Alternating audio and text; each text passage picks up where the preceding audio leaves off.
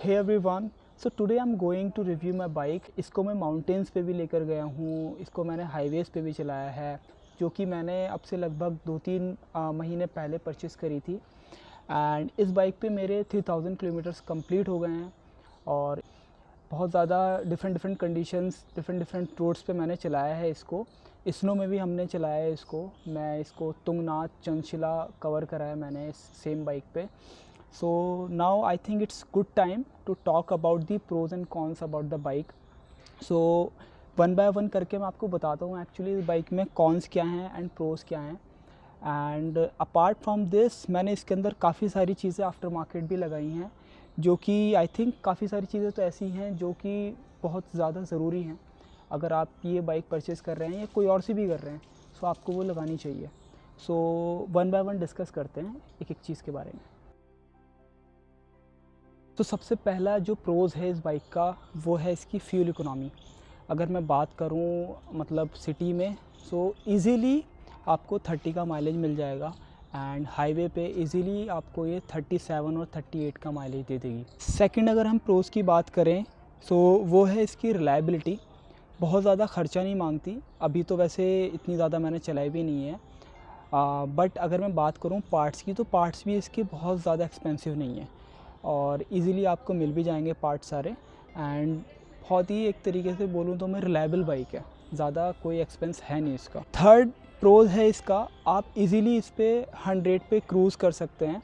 आपको मतलब ऐसा बिल्कुल भी नहीं लगेगा कि बाइक लोड ले रही है या कुछ प्रॉब्लम आ रही है। इजीली आप 100 पे क्रूज़ कर सकते हैं। तो I think 100 is a good speed और 100 से ज़्यादा कंटिन्यूसली चलाना भी नहीं चाहिए।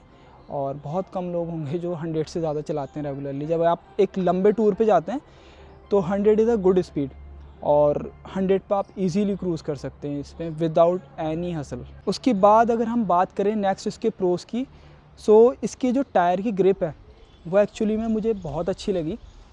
तो मैं जब इसको लेके तुंगनाथ चंचला गया था, तो वहाँ पे स्नो में भी हमने बाइक चलाई, हमने बहुत ज़्यादा गड्ढों में भी बाइक चलाई। बहुत ही मतलब मुझे कहीं भी ऐसा फ़ील नहीं हुआ कि बाइक स्किड हो रही है। कीचड़ टाइप वाले रोडों पे भी हमने बाइक चलाई, कहीं भी कोई भी ऐसा सच इशू नहीं लगा हमें। एंड अगर आप इसका बैक साइड का टायर देखेंगे, टायर भी आप नोटिस करेंगे तो टायर इसके काफ़ी ब्रॉड है, बैक टायर भी। सो आप किसी भी रोड कंडीशंस पे चला रहे हैं तो आपको टायर्स की ग्रिप से रिलेटेड कोई दिक्कत नहीं होने वाली इसके अंदर। एंड उसके बाद अगर मैं प्रोस की बात करूं तो सबसे बढ़िया चीज़ जो लगती है, मतलब ये 2.5 लाख की बाइक है और 2.5 लाख अगर आप कहीं और किसी और बाइक पे स्पेंड करोगे तो आपको ऐसा फ़ील नहीं होगा कि मतलब ये बाइक जो रोड पे चल रही हैं इनसे थोड़ी सी डिफरेंट है। आपको वो रोड पे जैसी आप जा रहे हो 2-3 आपको ईज़िली दिख जाएंगी। तो ये बाइक अगर आप कहीं भी लेके जाओगे तो ये थोड़ा बहुत आई अटेंशन ग्रैब करती है लोगों की, क्योंकि ये इतनी ज़्यादा मार्केट में है ही नहीं अभी। तो मतलब लोग बाग पूछते हैं, सो थोड़ा सा एक वो भी है कि मतलब आपको 2.5 लाख में एक ऐसी बाइक मिल रही है जो इतनी सारी चीज़ों के साथ साथ एक लुक एंड फील में भी थोड़ी सी डिफरेंट है। एंड अगर आप थोड़ा बहुत और ज़्यादा इस पर अगर स्पेंड करके अगर आप क्रैश गार्ड लगा सकते हैं, जैसे कि मैंने लगा रखा है, एंड आई वुड रिकमेंड कि आपको क्रैश गार्ड लगाना ही चाहिए। दो चीज़ें हो जाएंगी उससे, एक तो आपकी बाइक की प्रोटेक्शन भी होगी एंड मेन थिंग इज़ कि बाइक का जो लुक है ना वो भी कम्प्लीटली एनहांस हो जाता है। So as you can C bike मतलब सामने से कितनी ज़्यादा ब्रॉड लग रही है, मतलब आउट स्टैंड तो करती है अगर नॉर्मल बाइक्स के आसपास कहीं भी खड़ी है। तो क्रैश गार्ड लगाने के बाद मतलब काफ़ी ब्रॉड हो गई। एंड जब तक मैंने इसमें फॉग लैंप नहीं लगाए थे तब तक इतनी ज़्यादा ब्रॉड नहीं लगती थी। फॉग लैंप लगाने के बाद में और काफ़ी ज़्यादा इफेक्ट पड़ा। सो बेसिकली अगर आप जो मेजर अगर मैं कॉन्स की बात करूं, सो लाइट में ना बहुत ज़्यादा प्रॉब्लम है। सो आपको जो स्टॉक लाइट आती है इसके साथ, सो वो बहुत ही ज़्यादा मतलब बेकार मिलेगी नाइट में विजिबिलिटी। सो आपको मतलब HJG के, आई रिकमेंड कि HJG के ही लगाएं, वो अच्छे होते हैं। सो वो फॉग लैम्प यूज़ करेंगे आप, सो तब इजी होगा आपके लिए नाइट में अगर आप राइड कर रहे हैं। अदरवाइज़ बहुत ही ज़्यादा इशू है लाइट का, तो एक मतलब बहुत बड़ा कौन से है। सो अभी मैं लाइट ऑन कर रहा हूँ, आप देखना ये लाइट एक्चुअल में कितनी ज़्यादा मतलब तेज़ लाइट है, और आई वुड नॉट रिकमेंड कि आप इसको दिन में ऐसे यूज़ करो, और जब इसकी नीड है तभी आप यूज़ करो, क्योंकि आप अननेसेसरी अगर ये लाइट यूज़ करते हो ना फॉग लैम्प, तो वो सामने वाले बंदे को भी मतलब परेशान करता है, इरिटेट करता है, वो सीधा उसकी फेस पे लाइट पड़ती है। बट ये लाइट हाईली रिकमेंडेड, क्योंकि जो स्टॉक लाइट है ना इसकी, वो किसी काम की नहीं है लिटरली। अगर नाइट में आप राइड कर रहे हैं तो आपको बहुत ज़्यादा इशू होने वाला है। सो इसका ना अगर मैं बात करूँ स्पीडोमीटर की, तो बहुत ही बेसिक सा स्पीडोमीटर है, बट इसमें जो सबसे बेकार चीज़ मुझे लगती है ना, वो जो इन्होंने मैप का ऑप्शन तो दे दिया, बट वो किसी काम का नहीं है। मैं आपको दिखाता हूँ मतलब वो कैसे शो होता है। सो इनकी एक ऐप आती है सुजुकी की, हमें पहले पेयर करना होता है बाइक को। So now as you can see, यहाँ पे ये बाइक दिखा रहा है, तो इसको हम कर देंगे ओके।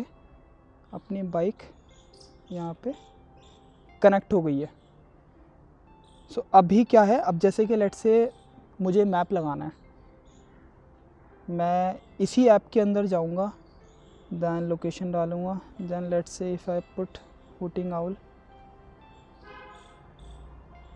एंड मैंने यहाँ पे सेव करा, एंड जैसे ही मैंने सेव करा, then now you can see यहाँ पे ये साइन आ जाएंगे।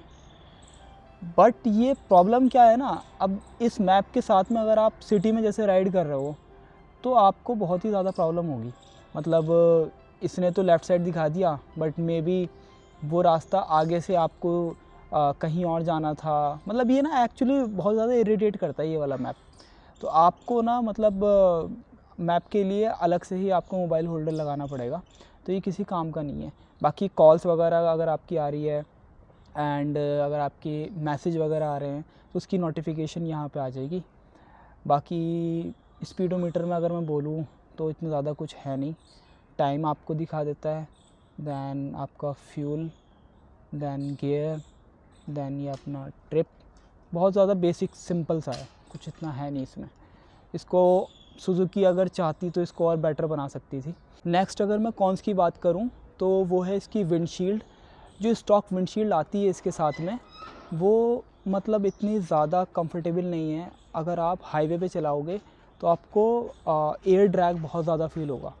सो then you will have to install the after market windshield extender. So that's the problem.